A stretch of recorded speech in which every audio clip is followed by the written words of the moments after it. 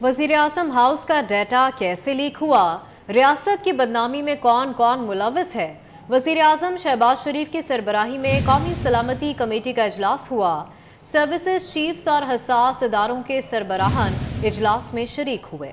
Audio leak समेत सलामती से मुतालिक अमूर पर गौर किया गया। इजलास में वज़ीर आज़म ऑफिस की सिक्योरिटी का जायजा लिया गया।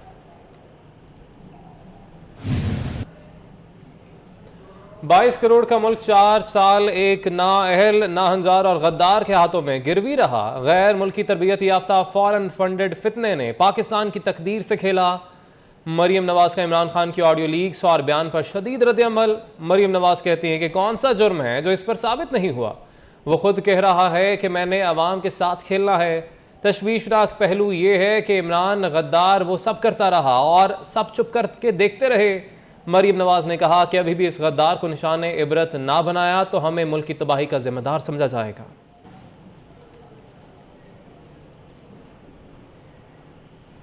इमरान खान और आजम खान की ऑडियो तो अब लीक हुई है, मगर सीनियर सहाफ़ी हामिद मीर ने 5 माह पहले ही इंकशाफ कर दिया था कि खत असली नहीं बल्कि डिप्लोमेट के भेजे गए मतन को वजारत खारजा में दोबारा तहरीर किया गया था। मतन में कुछ अल्फाज शामिल किए गए थे और इसमें जालसाजी का अंसर भी शामिल हो गया। इसी बारे में हामिद मीर साहब ने 24 न्यूज़ से गुफ्तगू में क्या कहा है, आइए आपको दिखाते हैं। एक्सपोज की थी, इसको रिपोर्ट किया था कि ये जो इमरान खान जिस खत का हवाला दे रहे हैं और जिस खत की बुनियाद पर उन्होंने अपना एक बयानिया खड़ा किया है, ये खत असली नहीं है।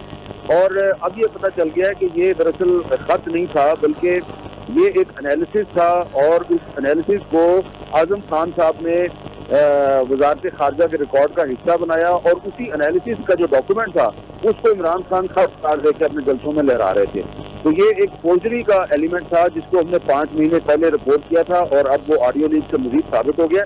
लेकिन इसमें एक बहुत बड़ा सवाल पैदा होता है कि उस वक्त जब मैंने ये बात की थी तो उस वक्त इमरान खान साहब वजीर आज़म थे और उनकी हुकूमत जो है उसने उस वक्त भी वाज़ेह तौर पर तरदीद नहीं की थी। अलबत्ता मुझे प्राइवेटली फॉरेन अफेयर्स के जो ऑफिस से कुछ लोग हैं उन्होंने कहा जी कि ये आपकी खबर गलत है। मैंने उनसे कहा कि आप इसको डिनाई करें या आप मेरे खिलाफ कोई कार्रवाई करें तो मैं इसको साबित करूंगा। मैं आज आपको ये बता देता हूँ कि ये मेरे पास जो सोर्स ऑफ इंफॉर्मेशन था वो इमरान खान साहब की हुकूमत के कम अज कम 3 सीनियर मिनिस्टर थे। उन्होंने मुझे ये बताया था कि ये सारा मामला जो है जाली है और उनको खौफ ये था कि शायद हम एक्सपोज हो जाएंगे। लेकिन सवाल ये पैदा होता है कि 5 महीने तक हमारे बहुत से जो लोग और इदारे जिनको पता था वो खामोश क्यों रहे और अब ऑडियो लीक आई है तो ये मामला अब सारी दुनिया को पता चल गया कि ये एक जालसाजी की गई और इमरान खान जो है वो एक फेक लेटर की बुनियाद पर पूरी कौम को बेवकूफ बना रहे थे। हुकूमत का इमरान खान की ऑडियो लीक्स का फॉरेंसिक ऑडिट कराने का फैसला।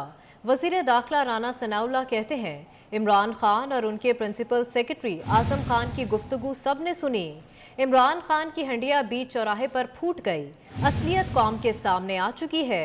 सियासी फितने को सियासी तौर पर ही खत्म होना चाहिए।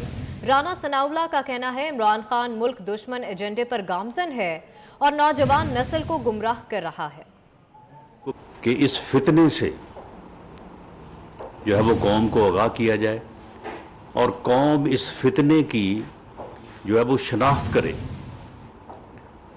वरना ये फितना जो है ये इस मुल्क और कौम का को जो है वो किसी हादसे से जो है वो दो चार कर सकता है। इसका जो है वो चेहरा सबसे पहले हमें इसे कौम के सामने जो है वो एक्सपोज जो है वो करना चाहिए और इसमें आपको भी हमारी भरपूर मदद करनी चाहिए। नहीं तो इसमें इस फ्रॉड का इस झूठे बयानिए का इस साजिश का बेनिफिशियरी तो इमरान खान है। आजम खान जो है, आजम खान से उसने बात की, आजम खान ने जो भी अपनी राय दी है तो कौन था जिसके ये इख्तियार में था कि उस राय करे या उसको एक्सेप्ट करे। वज़ीर इत्तलात सिंध शर्जील मेमन की ऑडियो लीक्स पर इमरान खान पर शदीद तनकीद। शर्जील मेमन का कहना है कि इमरान खान ने मुल्की सालमियत को ज़ाती मफादात की नज़र किया।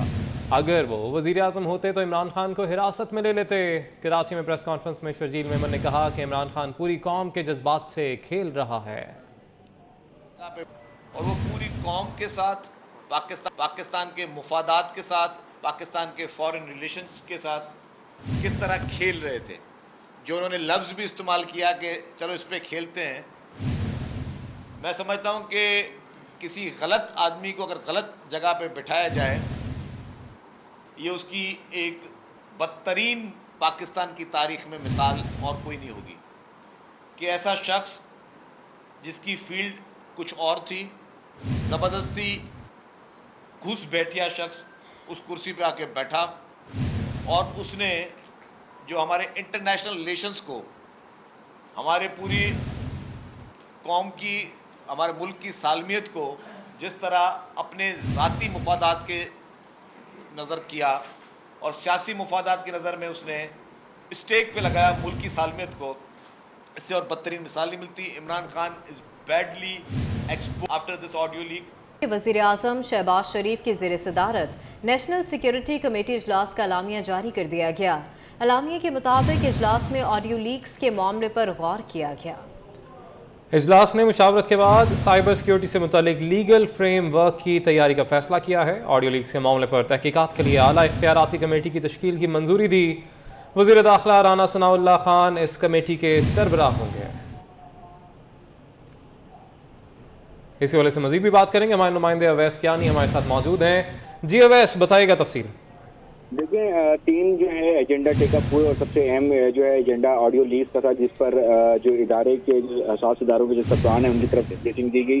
اور چونکہ انٹیلیجنس ادارے جو ہے وہ اس کی تحقیقات کر رہے ہیں، اس حوالے سے انتظامی جو ہے وہ چیزیں بتائی گئی. انہوں نے کہا کہ اسپیشلی طور پر پی ایم ہاؤس اور کچھ وزارتیں اور فارن آفس میں جو ہے دیگر اہم جو عمارتیں ہیں ان کی سیکورٹی کے لیے بھرپور جو ہے وہ انتظامات بھی کیے جائیں گے. لیکن اس حوالے سے 2 اہم چیزیں دی گئی ہیں. ایک، کیونکہ اعلیٰ اختیاراتی کمیٹی کی جو تشکیل کے جو معاملہ تھے، 24 نیوز ہیں گزشتہ روز ہی خبر دی تھی، وہ اس کے حوالے سے بتایا گیا ہے کہ رانا ثناء اللہ کو اس کمیٹی کا سربراہ جو ہے بنانے کے حوالے سے فیصلہ کیا گیا. اور ساتھ ہی ساتھ جو وزارت قانون ہیں ان کو ٹاسک دیا گیا ہے کہ لیگل فریم ورک جو ہے اس کے حوالے سے بنایا جائے گا کہ سائبر سیکیورٹی سے متعلق جو لیگل فریم ورک کی جو تیاری ہے وہ ہنگامی بنیادوں پر جو ہے وہ کی جائے گی.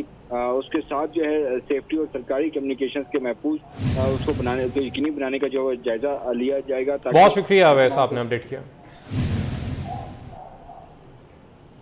اسحاق ڈار نے بطور وفاقی وزیر حلف اٹھا لیا. ذمہ داری سنبھالنے کے بعد وزیر خزانہ نے سعودی سفیر سے اہم ملاقات کی ہے. ملاقات میں باہمی دلچسپی کے امور اور 2 طرفہ تعلقات پر تبادلہ خیال کیا گیا. سعودی سفیر نے اسحاق ڈار کو عہدہ سنبھالنے پر مبارکباد دی. نون لیگی رہنما سینیٹر اسحاق ڈار نے 4.5 سال بعد بطور سینیٹر گزشتہ روز حلف اٹھایا اور آج وفاقی وزیر کی حیثیت سے ایوان صدر میں حلف اٹھایا. صدر پاکستان عارف الوی نے ان سے حلف لیا. حلف برداری کی تقریب میں وزیر اعظم اور کابینہ اراکین نے شرکت کی. دل سے حلف اٹھاتا ہوں، صدق کے دل سے حلف اٹھاتا ہوں کہ میں خلوص نیت سے پاکستان کا حامی و وفادار رہوں. اسحاق ڈار اس سے پہلے بھی 3 مرتبہ بطور وزیر خزانہ خدمات سر انجام دے چکے ہیں. انہوں نے نومبر 1998 میں پہلی بار وزارت خزانہ کا قلمدان سنبھالا اور 12 اکتوبر 1999 تک اس عہدے پر فائز رہے. 2008 میں پاکستان پیپلز پارٹی اور نون لیگ کی مخلوط حکومت میں دوسری بار 31 مارچ 2008 کو وزیر خزانہ بنے اور 12 مئی 2008 کو اس عہدے سے سبکدوش ہوئے. تیسری مرتبہ 7 جون 2013 کو وزیر خزانہ کے طور پر حلف اٹھایا اور 28 جولائی 2017 کو وزیر اعظم نواز شریف کی کابینہ تحلیل ہونے کے بعد ان کا یہ عہدہ ختم ہو گیا. اس کے بعد شاہد خاقان عباسی کی کابینہ میں بھی شامل رہے. اسحاق ڈار نے گزشتہ ادوار میں پاکستانی معیشت کو بہتر طریقے سے سنبھالے رکھا اور غریبوں کی امداد کے لیے پاکستان انکم سپورٹ پروگرام بنایا، جو مخلوط حکومت سے علیحدگی کے بعد نام بدل کر بے نظیر انکم سپورٹ پروگرام کے نام سے سامنے آیا. اسحاق ڈار کی واپسی پر ڈالر کی قیمت مسلسل کم ہو رہی ہے. ملک میں کمر توڑ مہنگائی اور انتہائی خراب معاشی صورتحال پورے پاکستان کی امیدیں اسحاق ڈار سے وابستہ ہیں. کیا اسحاق ڈار معیشت کی ڈوبتی کشتی کو سنبھال سکیں گے؟ اس کا اندازہ آنے والے دنوں میں بخوبی ہو جائے گا. مفتاح اسماعیل کو وفاقی وزیر کے عہدے پر کام جاری رکھوانے کا فیصلہ کیا گیا ہے. فی الحال مفتاح اسماعیل بغیر قلمدان کے وفاقی وزیر تعینات رہیں گے. مفتاح اسماعیل کے وفاقی وزیر ہوتے ہوئے وفاقی وزراء کی تعداد 35 ہو گئی. وزیر اعظم کے کابینہ کی مجموعی تعداد بڑھ کر 74 ہو چکی ہے. نیوز اسٹوڈیو سے فی الوقت اتنا ہی. کسی بھی خبر کی تفصیل کے لیے وزٹ کیجیے ہماری ویب سائٹ 24newshd.tv.